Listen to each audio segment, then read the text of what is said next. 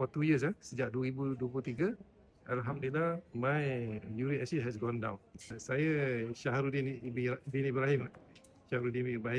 Dan saya mempunyai gout uric acid tinggi. Selepas pencen about 2017, mula rasa dapat gout sebab pemakanan makan daging, all the seafood dan sebagainya. Dan isteri saya ada propose menggalakkan saya gunakan Olara pants, Olara socks dan sebagainya, dan juga pemakanan Bilix iaitu Spirulina, Zenkoso, Shiruto. These 3 item ni mesti is a must.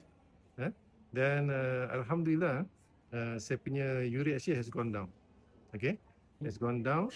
And untuk makluman, saya telah pantang 6 tahun lah sejak saya pension 6 tahun tak makan daging, tak makan itu seafood for 6 years. Walau bagaimanapun kena juga uric acid, gout. Okay. Dan dengan pemakanan Bilix ni pada tahun 2023 tu, it really helps a lot. Dan saya dapat makan lah, menikmati makanan-makanan. Itulah for 2 years sejak 2023. Alhamdulillah, my uric acid has gone down. How you eat that time, beginning stage lah, like Shiruto, like Spirulina, how you eat, berapa banyak you eat? Shiruto saya makan, for ni saya makan 4 sachet, 2 in the morning, 2 at night. And then Spirulina, I makan 10. Mula-mula saya makan 10 lah, 10. Then Zenkoso sekali lah, 10. Lepas tu Zenkoso 8.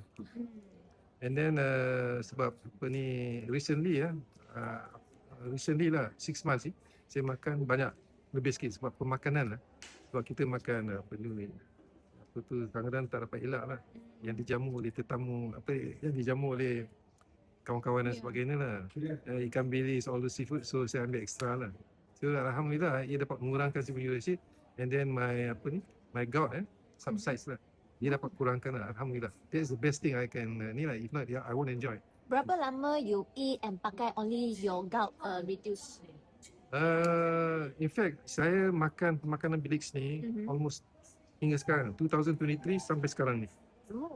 Spirulina, Zenkoso and Shiruto.